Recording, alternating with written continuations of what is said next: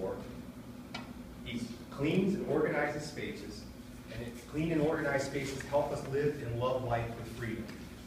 Tim is the owner of his own business called Simplify with Tim, and he loves to talk about simplification. So Tim is making his speech for the Bow Tie of Time Effect. Tim Hutchinson, the Bow Tie of Time Effect.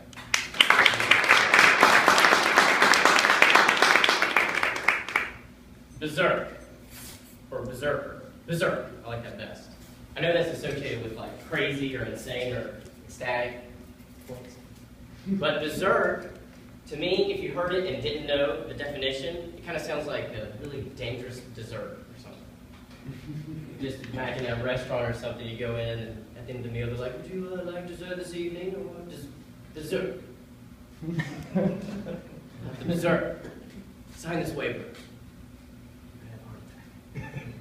Berserk comes from the Vikings. It's really interesting history. It's a term related to a warrior before they would encounter in battle. He would literally go berserk and go tearing off after the enemy, usually to his own demise.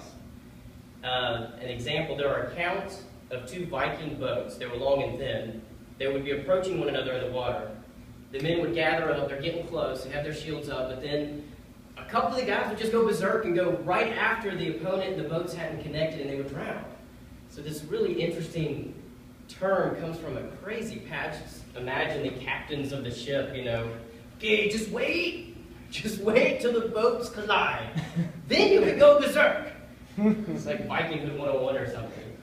So many of us, before we approach a project, or these Viking warriors, before they would encounter a battle, I'm sure that they would want to plan it out. You want to know as much about what you have to do, about your opponent, or about what you must accomplish in order to prepare yourself to be successful.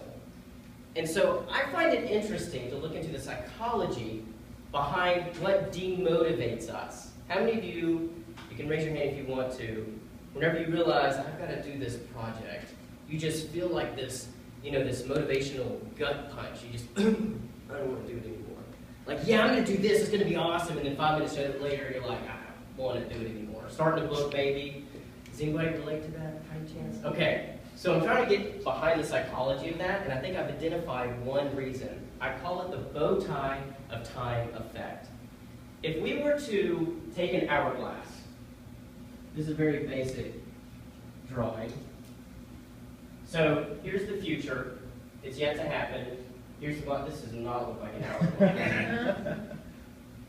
Hopefully, it's very abstract. Here's the past. Here's what has not occurred. And in this finite moment, that's where we exist, in the moment, where the future transitions into the past. We are seeing the future take place. Now, the way that we typically describe time is in such a way that it's like a measuring stick, and we're looking along the path. And this is where I will turn the hourglass this way. Hopefully draw it better. Yeah, that looks a little bit better. Okay, so here's the future, here's the past. Here we are in that finite moment.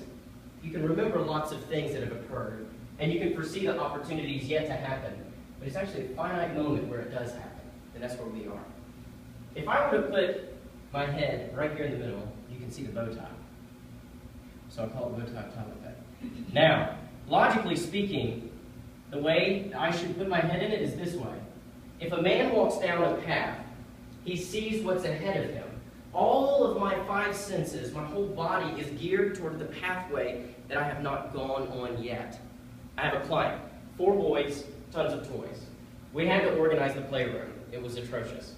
I pulled out all the toys and started organizing them. I'm getting, baseball cards and sports equipment and Pokemon cards and all that jazz together. And in my mind, I'm kind of playing Tetris, just throwing them together, kind of like, the red bars over here, the blue L shaped and the green T's or whatever. At least I love those games. I'm doing that. I asked her to come in to tell me what to get rid of. She walks in, and all she sees is the overwhelming mountain of work to do. And she got a migraine immediately. I had to rush her out. Okay, never mind. I had to bring things to her one at a time. As we experience life, all of our senses and everything is focused into the future path, the to-do list in front of us, the mountain we have to hike. Nothing is looking back at what we have done. there's a negative impact. We're looking at empty space, something to do. As a matter of fact, a magnitude of things to do. A lot of us are at the breaking point of, oh, we're going to have a government shutdown, and I know that these are significant things, but look at what the United States has already been through, or just countries have been through. Think now about your own lives and about that project that you may need to do. So, for a quick experiment, if you would please close your eyes with me. I can't really close my eyes. I'll try with you. Close your eyes. Think back to some things that you have accomplished in your life. Think back to maybe it's a job promotion, maybe it's a new ranking, maybe finding the love of your life, maybe finding the job, or something in Toastmasters that you just got over your icebreaker or something. That's huge. Okay, open your eyes. This is how you defeat the magic trick of the bow tie of time effect. When you're gaping at the mountain in front of you that you've got to accomplish, like organizing your life maybe, which can speed it up, don't forget about the mountain range behind you. Consider it. It will re-motivate you when you have to face that next project. Thank you.